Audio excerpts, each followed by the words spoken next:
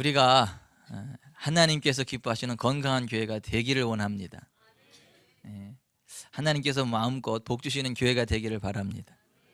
우리가 인생 졸업하고 주님 앞에 섰을 때 주님이 너는 참 나의 기쁨이었고 나의 행복이었노라고 하는 칭찬을 들을 수 있기를 바랍니다. 모두가 다 건강한 교회를 세워가기 원하죠. 모두가 다 천국 가기를 원하죠. 모두가 다 구원받기를 원하죠. 그런데 그러한 마음의 기대와는 별도로 예수님의 이름으로 귀신을 쫓아내고 예수님의 이름으로 많은 권능을 행하고 예수님의 이름으로 선지자 노릇을 했지만 막상 주님 앞에 섰을 때 나는 결코 너를 모른다. 내게서 떠나가라. 불법을 행하는 자들아. 이러한 청천벽력 같은 심판을 받을 사람들이 많다. 예수님이 마태복음 7장에 그렇게 말씀하셨거든요.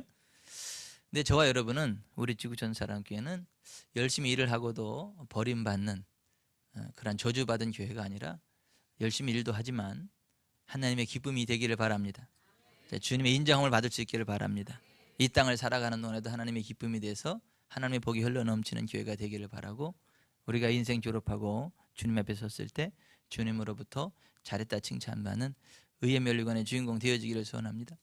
내가 그렇게 소원하고 내가 그렇게 생각한다는 것과 진짜 다른 사람들이 나를 그렇게 인정해 주는 것이 반드시 일치하지는 않습니다. 어떤 사람은 자기는 모든 사람들의 인정을 받는 줄 알아요. 많은 사람들의 사랑을 받는 줄 알아요. 많은 사람들에게 꼭 약방의 감초와 같이 존귀한 인물인 줄 알아요. 그런데 뒤돌아서 보면 그 사람 인정받는 게 아니라 앞에서는 웃어주고 환영하고 하지만 뒤에서는 아주 사람들이 불편해서 이렇게 눈살을 찌푸리게 하는 경우가 많습니다. 앞에서 웃어주는 이유는 그 사람이 진짜 좋아서가 아니라 안 웃어주면 꼴통 부리니까, 심통 부리니까, 또 이상한 소리 하니까 그냥 무서워서 피하냐 더러워서 피하지, 그런 식으로 그러한 경우들도 있을 수 있습니다. 그래서 우리가 내가 다른 사람들 앞에 어떻게 인정함을 받는다라고 생각하는 그것과 진짜 다른 사람들이 나를 그렇게 인정하는 것은 별개의 문제일 수 있습니다. 그런 식으로 내가 하나님을 안다고 생각하고 내가 하나님의 기쁨이다라고 생각하고 확신하는 것과 진짜 하나님이 나를 알아주시고 하나님의 기쁨이다라고 인정해 주시는 것은 별개일 수 있다는 것, 진지하게 고민해 보셔야 됩니다. 저는 우리 스스로가 그렇게 생각하는 게 아니라 진짜 하나님께서 우리를 인정해 주실 수 있기를 바랍니다. 우리를 기뻐하실 수 있기를 바랍니다. 우리 지구촌 사랑교회가 스스로의 착각에 빠져서 우리는 주님이 기뻐하시는 교회다라고 착각을 하지만 실제로는 너는 살았다 하나 이름은 가졌으나 실제는 죽은 자로다 라는 책망을 받았던 사대교회와 같이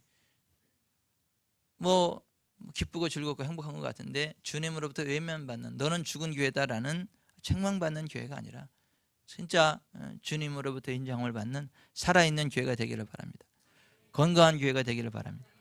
그러면 주님이 기뻐하시는 교회, 주님이 인정하시는 교회, 주님의 기쁨되는 건강한 교회가 되려면 어떻게 되는가? 하나님의 말씀인 성경은 거기에 대해서 뭐라고 말씀하고 있는가? 또 성령님은 우리를 어떻게 인도하고 계신가? 하나님의 말씀과 성령님의 인도하심에 집중해서 주님이 기뻐하시는 건강한 교회로 서가야 될 줄 믿습니다. 주님이 기뻐하시는 건강한 교회의 모습은 개인주의 교회가 아니죠. 하나님의 가족 공동체로, 그리스도의 몸된 지체로 하나 되는 교회죠.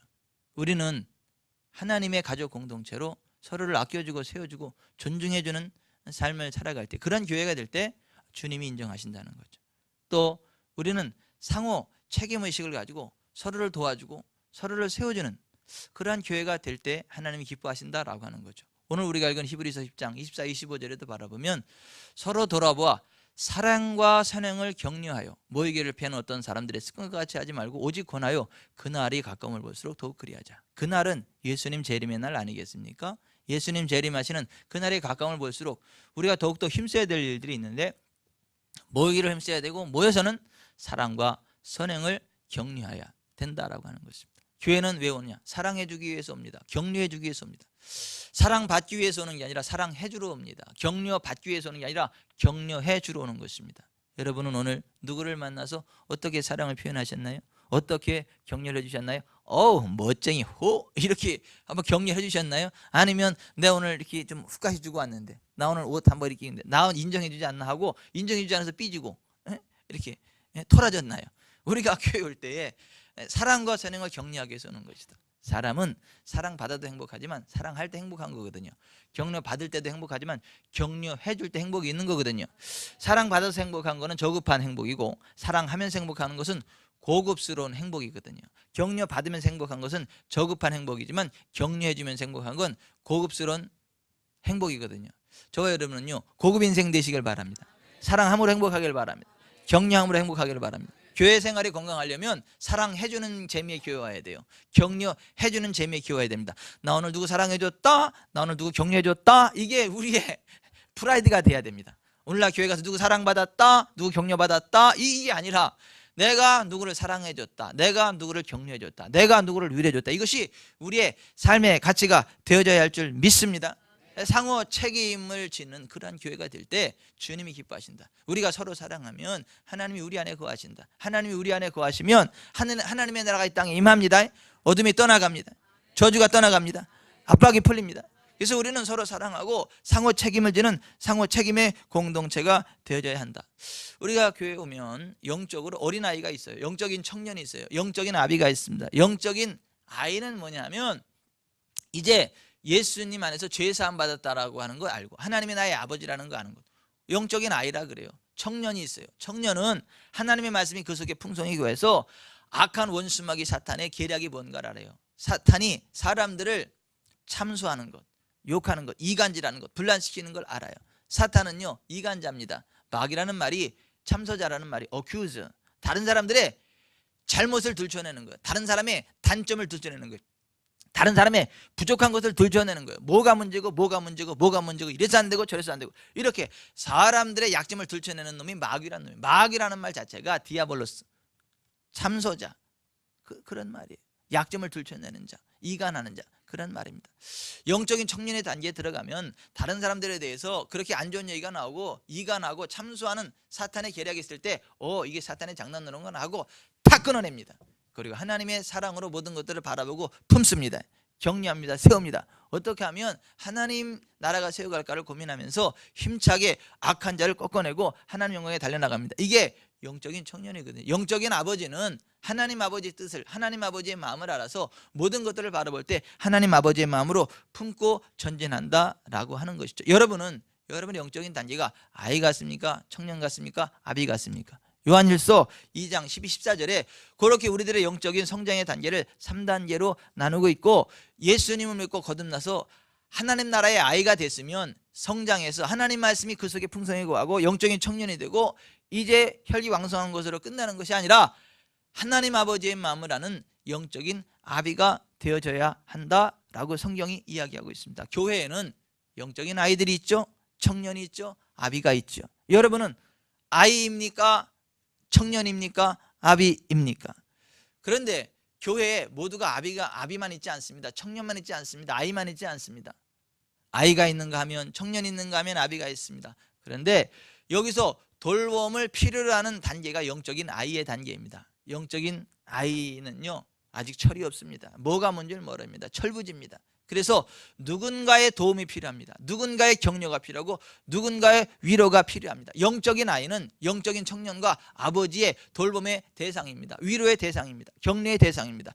우리는 영적으로 완벽하지는 못하지만 영적인 청년의 단계에 섰다면, 영적인 아비의 단계에 섰다면 나보다 아직 뒤처진 영적인 아이들을 사랑하고 격려하고 세워주는 역할을 감당해야 됩니다. 영적으로 어린 사람들을 세워주고 격려하고 위로해주는 사람을 가르쳐서 후원자를 따라합시다. 후원자, 스폰서. 우리는 나보다 영적으로 어린 지체들을 사랑으로 돌봐야 돼요. 격려해야 됩니다. 세워줘야 됩니다. 우리는 영적으로 어린 자들의 스폰서가 되어야 됩니다. 후원자가 되어야 됩니다. 격려자가 되어져야 합니다. 아멘. 여러분, 교회는 저는 기본적으로 1만 성도를 이뤄야 하나님의 어떤 마음을 흡족하게 한다 이렇게 생각해요. 신명기서에 보니까 하나님은 1만 성도 가운데 거하신다 이렇게 돼 있어요. 그 1만 성도 되면, 아니 뭐 1만 성도가 되면 교회가 어떻게 움직일 거고 어떻게 교회가 서갈 건가, 그거 목사가 어떻게 1만 성도를 돌볼 건가, 뭐 목사 언제는 죽었다 깨어나도 못합니다. 1만 명 정도 되면요 이게 보통 문제들이 많은 게 아닙니다. 그런데 어떻게 1만 성도의 교회가 가능하겠는가? 저는요, 후원자 그룹이 형성이 되고 서로를 후원하고 세워질 때 가능한 줄 믿습니다.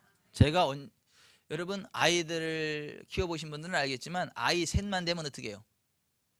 정신없습니다. 아이 셋 되면요, 아이고 머리 아픕니다. 막 스트레스 엄청 받습니다. 이게 막 꼴통 부리고요, 뭐 이게 뭐 잘난 것도 없으면서 잘난 체 하고요, 무슨 친구인지 동생인지 무슨 종을 뒀는지 이래라 저래라 하고요, 반말 찍찍해 대고요.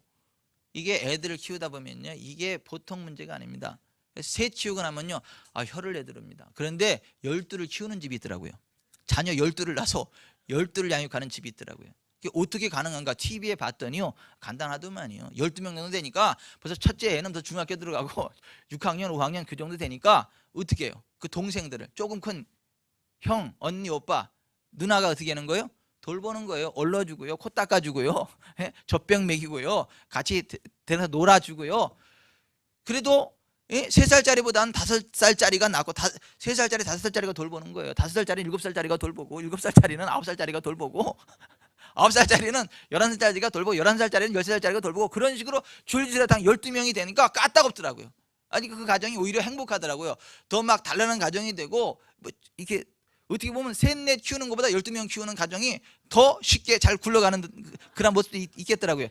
그래서 3명이 돼서 힘들구나. 차라리 12명을 낳아야 더 건강한 가정이 되지 않겠나, 이러한 생각을 해보게 됐는데요. 교회가 꼭 그와 같습니다. 교회는요, 하나님의 가족 공동체거든요. 우리는 스폰서가 되는데 꼭 완벽하게, 내용적으로 완벽해서 누구를 도와주고 스폰서가 되고 어떠한 후원자가 될 수 있는 게 아니라, 나보다 한두 살 어린, 나보다 영적으로 그 조금 부족한 그 사람들을 이끌어줄 수 있습니다. 아멘.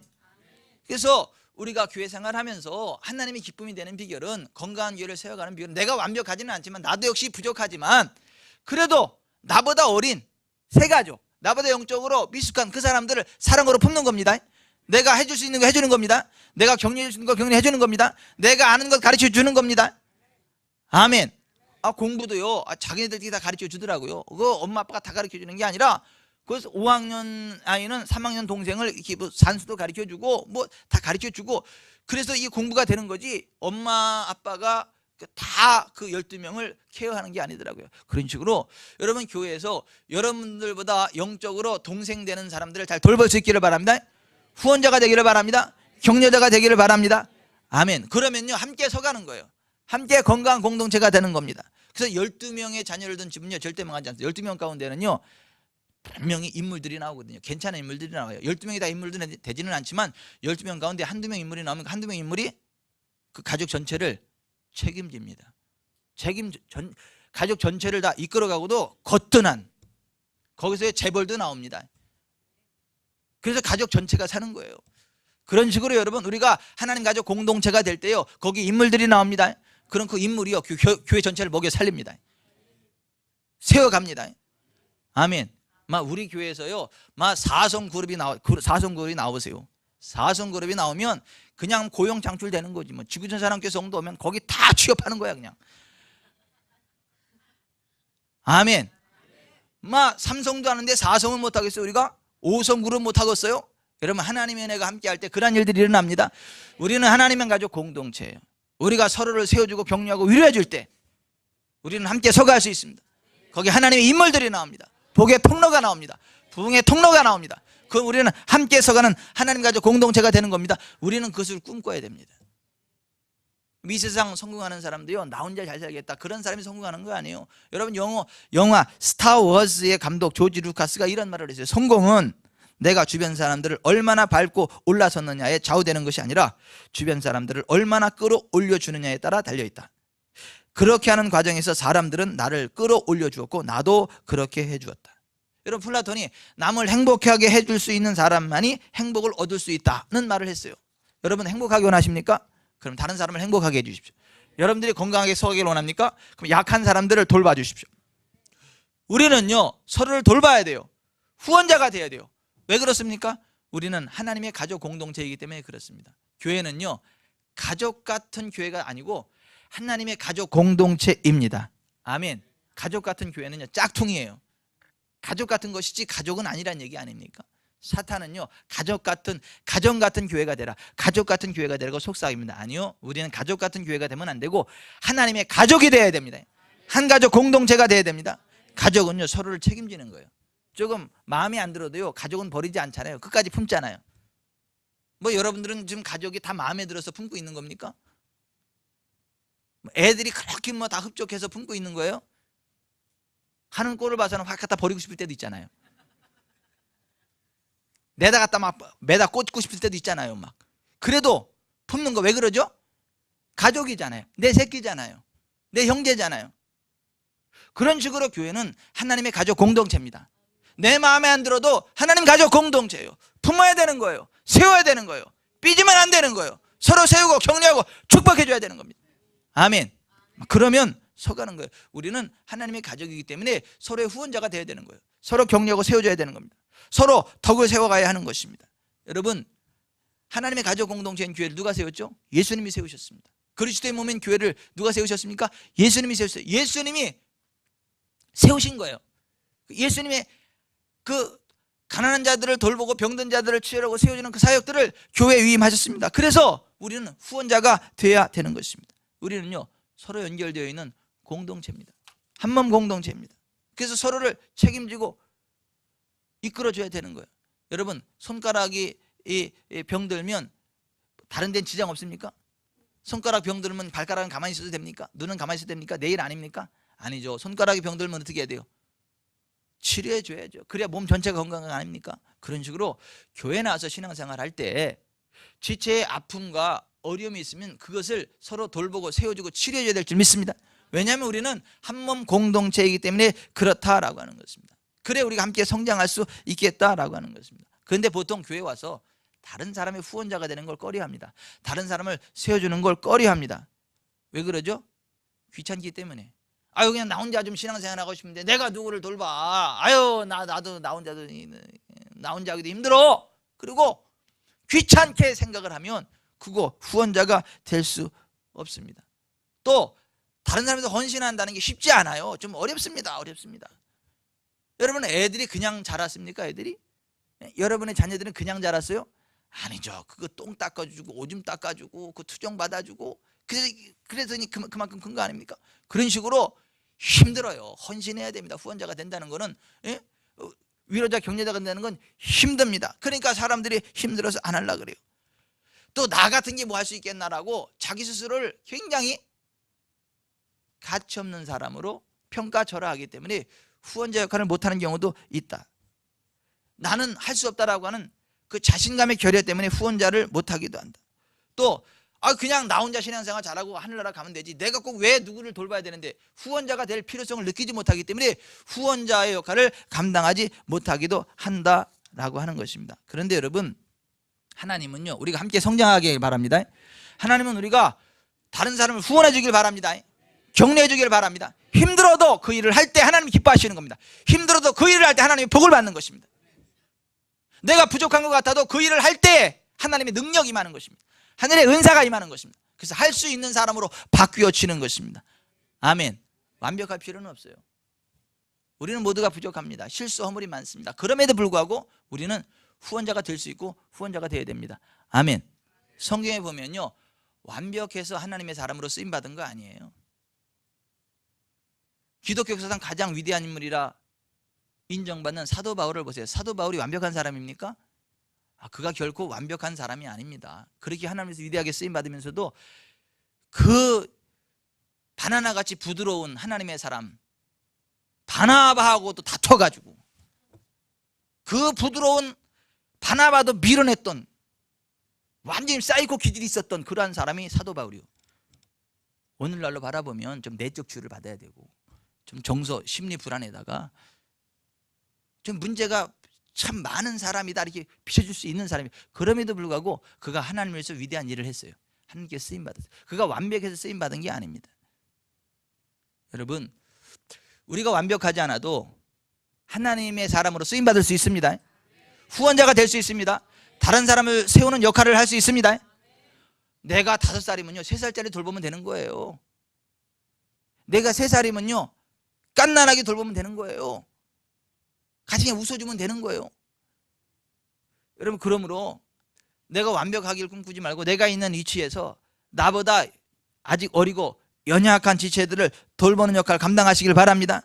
그래서 에베소 4장 15절에 오직 사랑 안에서 참된 것을 하여 범사에 그에게까지 자랄지라. 그는 머리니 곧 그리스도라. 그에게서 온 몸이 각 마디를 통하여 도움을 받음으로 연결되고 결합되어 각 지체의 분량대로 역사하여 그 몸을 자라게 하며 사랑 안에서 스스로 세우느니라 그랬어요. 여기 보면 그에게서 온 몸이 각 마디를 통하여 도움을 받음으로 연결되고 결합되어 각 지체의 분량대로 역사하여 그 몸을 자라게 하며 사랑 안에서 스스로 세우느니라 그랬어요. 여기 보면 각 마디를 통하여 도움을 받음으로 연결되고 결합된다. 여기 마디라는 말이요, 헬라어 아페라는 말인데 인대, 이음매, 관절을 뜻하는 말입니다.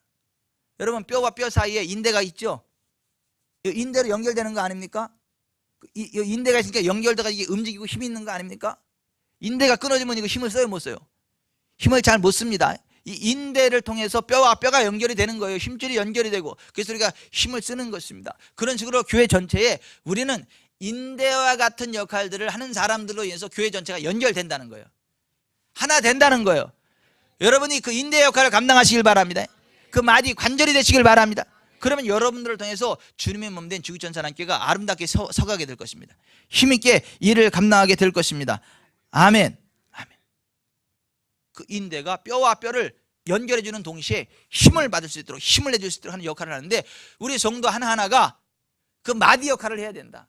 그 인대 역할을 해야 된다. 그래야 교회가 사랑 안에서 결합되고 연결되어서 건강하게 성장하게 된다라고 말씀하고 있는 것입니다. 여러분, 마디와 같은, 인대와 같은 후원자의 역할이 어떤 것들입니까? 첫째, 피후원자가 공동체에 정착할 수 있도록 도와주는 일입니다. 여러분, 이제 신앙생활 하려고요, 교회 들어온 사람이 교회 딱 들어와서요 3개월 이내에 3명의 친구를 사귀지 못하면 떠나간답니다.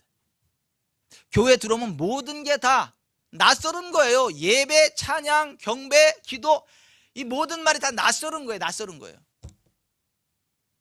여러분들이 이제 평양에 떨어졌다고 생각해 보세요. 얼마나 어색하겠어요. 여러분들이 이제 필리핀에 딱 혼자 떨어졌다고 생각해 보세요. 얼마나 낯설겠어요. 그 사람들 쓰는 언어가 이해가 되겠습니까? 그런 식으로 세상 밖에 있다가 교회에 와서 이제 예수 믿기 시작한 사람들은 꼭 그와 같은 당혹스러움이 있다는 거예요.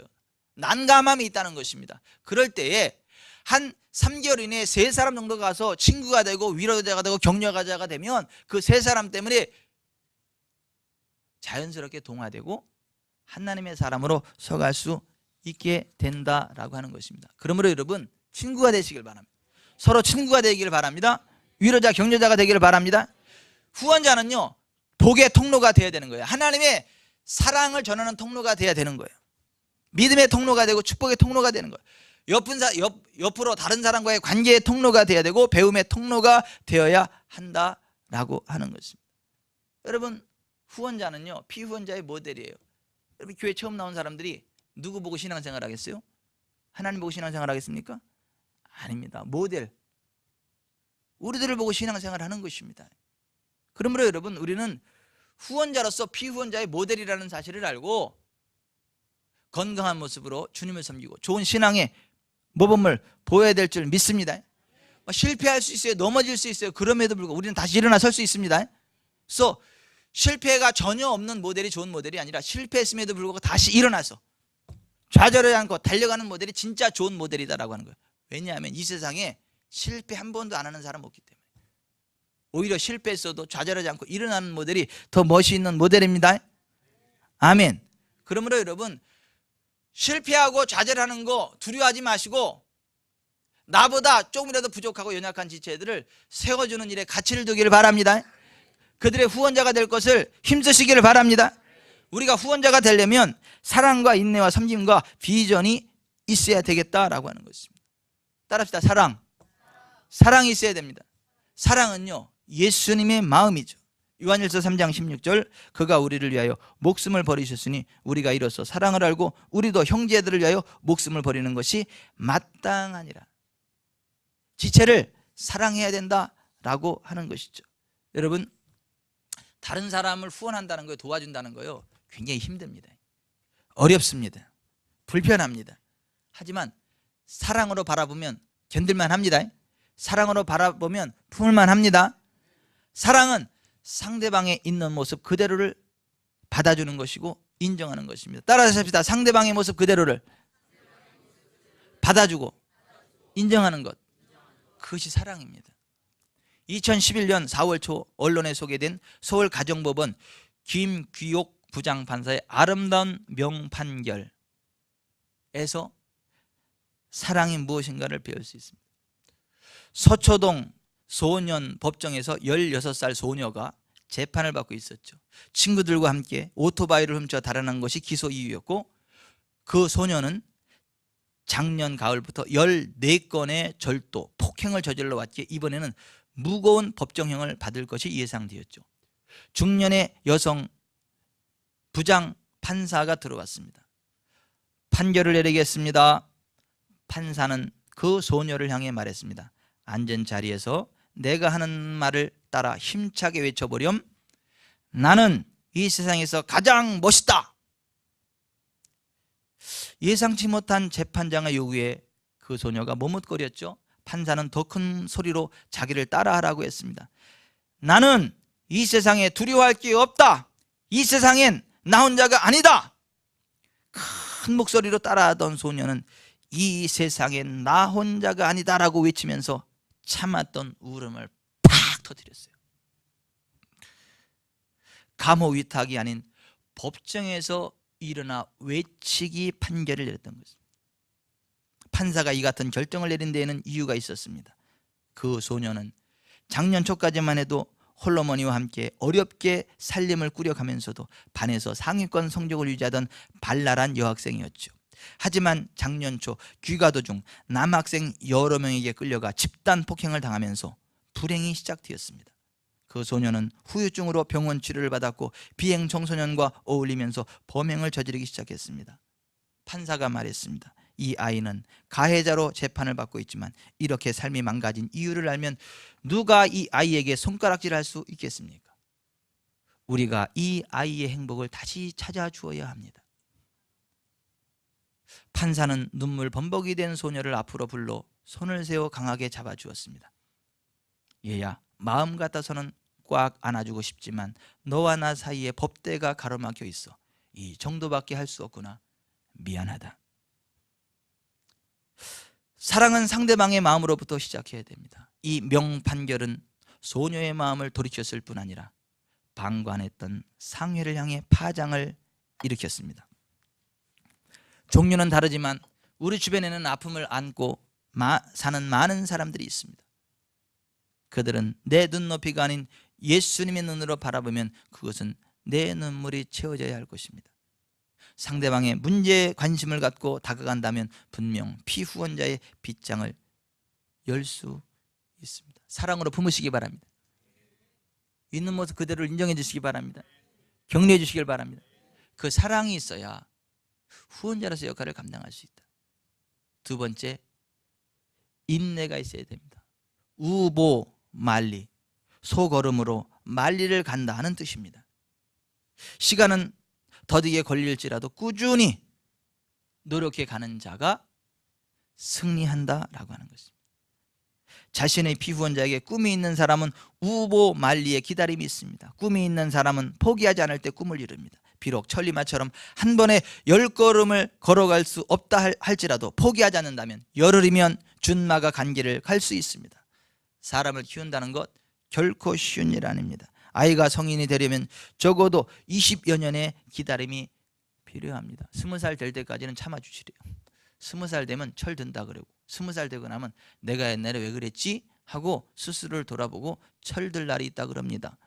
20년을 참읍시다. 마찬가지로 피후원자가 제대로 서기 위해서는 후원자의 기다림이 필요하다라고 하는 거죠. 영국 대부흥을 이끈 존 웨슬리의 아버지가 그의 아내 수산나에게, 아니 수산나, 당신은 도대체 저렇게 머리가 나쁜 아이들에게 어떻게 20번씩이나 똑같은 말로 타이를 수가 있단 말이오? 당신도 참 대단하오. 수산나가, 여보, 만일 내가 19번만 얘기했더라면 내 말은 헛수고가 될 뻔하지 않았겠어요? 만일 웨슬리에게 이런 어머니가 없었다면 과연 영적 거장 존 웨슬리가 있을 수 있었겠습니까?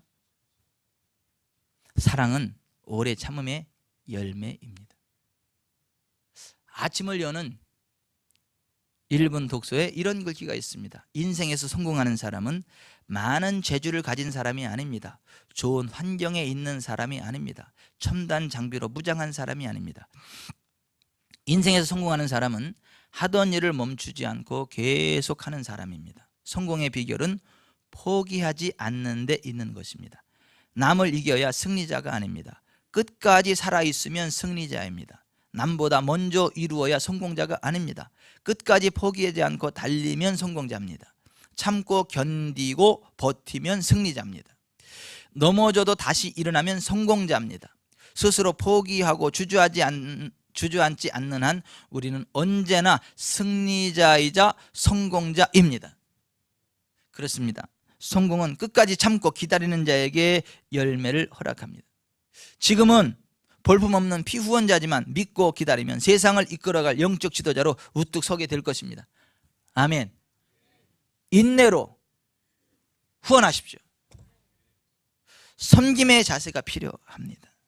여러분, 후원자는 피후원자를 고쳐가는 사람이 아니고 그의 장점을 캐치해서 격려를 주고 용기를 북돋아주는 사람입니다. 여러분은 지금까지 지적받아서 훌륭한 인생이 됐습니까? 사랑과 격려를 받고 훌륭한 사람이 됐습니까? 나는 덜 훌륭한 것 같은데, 아니, 여기 앉아있는 것 자체가 훌륭한 거예요.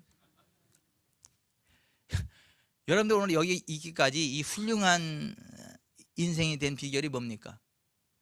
누군가가 여러분을 격려해주고 세워주고 칭찬해줬기 때문에 오늘의 여러분들이 있는 거예요. 후원자의 역할은 영적으로 어린 사람들의 단점을 지적하는 사람이 아니라 그 사람의 가능성을 바라보고 그를 격려해 주는 거예요. 그를 세워주는 거예요.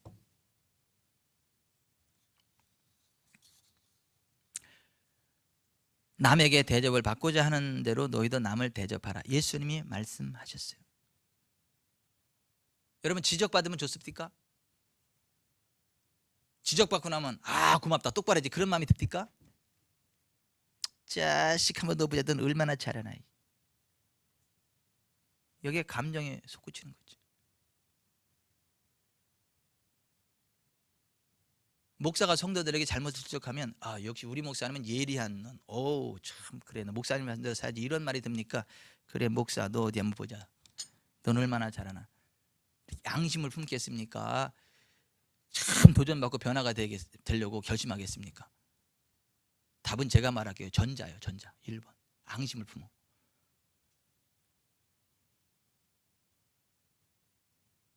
목사가 똑바른 얘기를 해도 목사한테 앙심을 품는 게 성도들인데, 성도들끼리 똑바른 얘기를 하면 앙심을 품겠습니까? 은혜가 되겠습니까?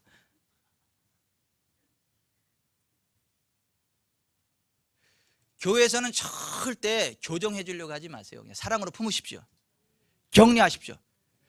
그러면 사랑과 격려, 위로 속에 그 사람이 바뀝니다. 성령님이 개입하십니다.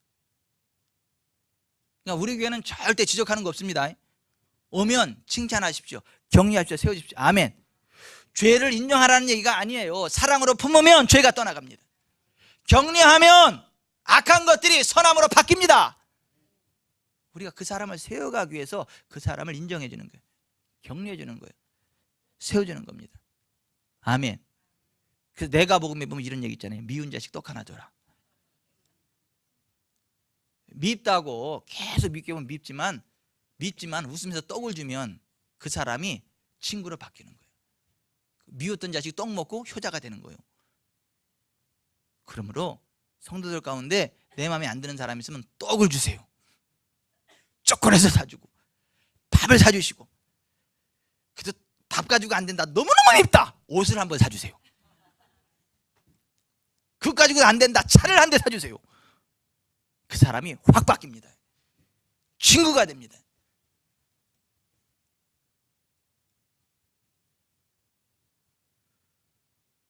난 차 한 대 받아야 돼, 문제를 일으켜야 되겠다, 그런 사람은 없죠?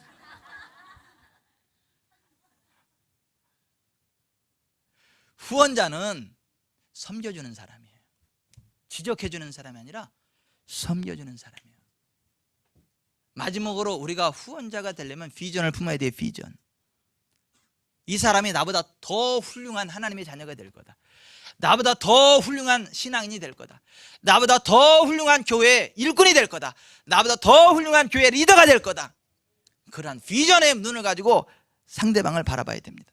심리학계의 아버지라 불리는 윌리엄 제임스는 심리학에는 한 가지 법칙이 있다. 이루고 싶은 모습을 마음속에 그린 다음 충분한 시간 동안 그 그림이 사라지지 않게 간직하고 있으면 반드시 그대로 실현되는 것이다.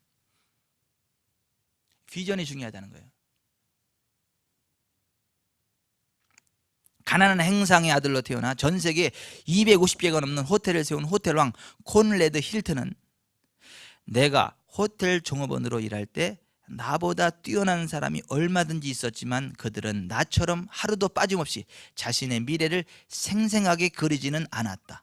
노력이나 재능보다 훨씬 중요한 것은 성공을 꿈꾸는 능력이다. 따라서 하십시다. 노력이나 재능보다 훨씬 중요한 것은 성공을 꿈꾸는 능력이다.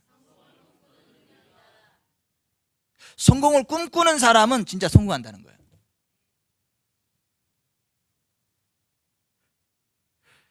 내가 은진이를 비전을 가지고 바라보면 은진이가 비전의 그 위치로 된다는 거예요. 소영이가 울고 갈 정도의 엄청난 가창력을 가지고 있어요. 소영이가 누구냐면 대단한 사람이에요.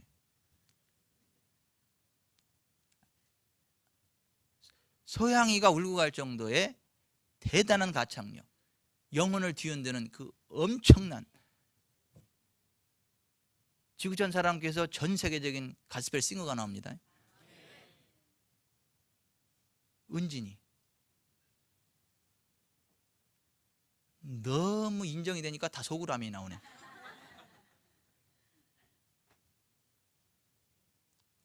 우리가 보십시다. 우리가 그 사람 속에 있는 장점을 캐치하고요, 그 비전의 눈으로 바라보고요, 축복해주면 그렇게 돼요. 후원자는 비저너리예요. 비저너리.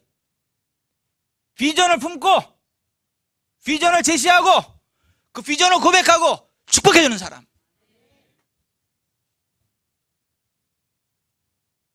저와 여러분은요, 하나님의 영광을 드러내는 전유한 길을 걸어가게 될 겁니다. 세계 모든 민족이 뛰어난 교회가 될 겁니다. 이미 그러한 교회예요. 이미 그러한 목사고 이미 그러한 성도입니다. 아멘. 성장할 일만 남아있어요. 이제 부흥할 일만 남아있습니다. 제가 말씀을 맺겠습니다. 주님이 기뻐하시는 건강한 교회로 서가려면 우리는 후원자로 튼튼해져야 돼요. 내가 완벽해서가 아니에요. 내가 실수를 안 하기 때문에가 아니에요. 나가 완벽하지 않고 나도 실수가 많지만, 그러나 나보다 아직 영적으로 어리고 미숙한 사람들을 품을 수 있는 거예요. 세울 수 있는 거예요. 격려할 수 있는 거예요. 비전을 제시할 수 있는 거예요. 그 사람은 나보다 더 위대한 하나님의 사람이 될 수 있기 때문에 그 사람을 섬겨주는 게 하나님의 일인 거예요. 내가 못한 걸 그 사람이 할 거예요.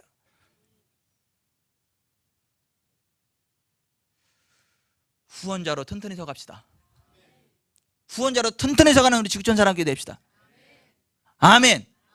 여러분은 오늘 누구의 후원자가 되시겠습니까? 지금 현재 여러분은 누구의 후원자가 되시겠습니까? 그려보세요. 내가 누구의 후원자가 되어야 될 건가?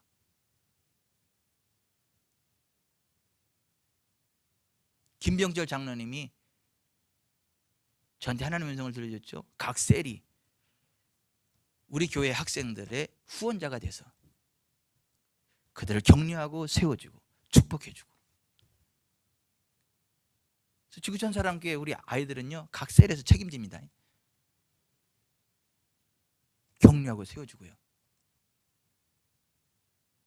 부자 되십시오. 그래서 아이들 장학금도 다 줄 정도로 부자가 되세요. 각 셀에서 해줄 정도로 부자가 되기를 바랍니다. 하나님 복이 임하기를 바랍니다. 우리가 그러한 비전을 품으면 하나님이 은혜를 주십니다. 감당할 수 있는 능력을 주십니다. 우리는 비전의 사람이 되어야 돼요. 사랑의 마음으로, 인내하는 마음을 가지고, 섬김의 자세로 비전을 품고 전진해 가는 저와 여러분 될 수 있기를 예수님의 이름으로 축복해 드립니다. 아멘. 옆에 분에게 말씀, 당신은 후원자입니다. 당신은 후원자입니다. 누구를 후원하시겠습니까?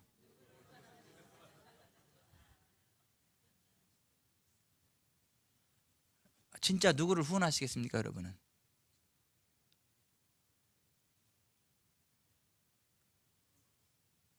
웃지 마시고요. 여러분 진짜 누구를 후원하시겠습니까? 오늘 누구를 후원하시겠습니까?